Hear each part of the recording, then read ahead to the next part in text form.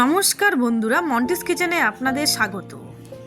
আজকে একটি রেসিপি নিয়ে চলে এসেছি, গাঠি কচু দিয়ে তেলাপিয়া মাছের পাতলা ঝোল। চলুন তাহলে দেখা যাক কি কি নিয়েছি। তেলাপিয়া মাছ আমি কেটে নিয়েছি দু টুকরো, নিয়েছি কচু, জিরে, ধনে, হলুদ, লঙ্কার গুঁড়ো, আদা বাটা, টমেটো, কাঁচা লঙ্কা আর ধনে পাতা। এবার মাছের গায়ে নুন আর হলুদ ভালো করে মেখে নেব। ব্যাস আমার মাখা হয়ে গেছে। এবার কড়াইতে সর্ষের তেল দেব, দিয়ে একটা একটা করে মাছ ভেজে নেব।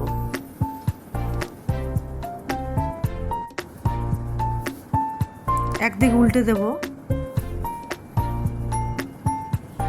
ব্যাস ভাজা হয়ে গেছে, উঠিয়ে নেব। এই মাছগুলো ভেজে নেব। ওই তেলের মধ্যে দিয়ে দেবো কালো জিরে আর টমেটো। এবার একটু হালকা ভেজে নরম নরম করে নেব। ব্যাস হয়ে গেছে। এবার দিয়ে দেবো আদা বাটা। আবার একটু নাড়াচাড়া দিয়ে দেব জিরে, ধনে, লঙ্কার গুঁড়ো, হলুদ গুঁড়ো, নুন।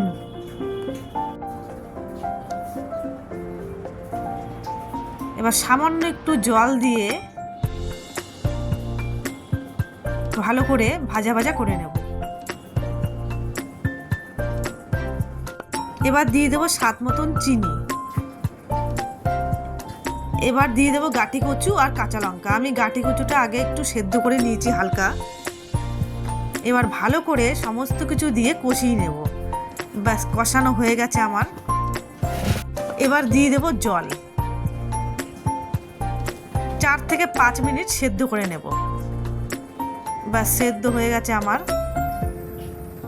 কচু সেদ্ধ হয়ে গেছে দেখুন। এবার ভেজে রাখা মাছ একটা একটা করে দিয়ে দেব।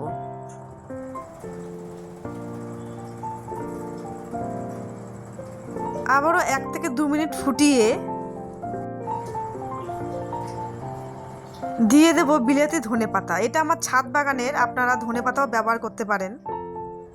ব্যাস রেডি হয়ে গেল আমার গাঠি কচু দিয়ে পাতলা তেলাপিয়া মাছের ঝোল। আমার এই রেসিপিটি আপনাদের ভালো লেগে থাকলে যারা ফেসবুক থেকে দেখছেন তারা পেজটিকে ফলো করে দেবেন, আর যারা ইউটিউব থেকে দেখছেন চ্যানেলটিকে সাবস্ক্রাইব করে দেবেন।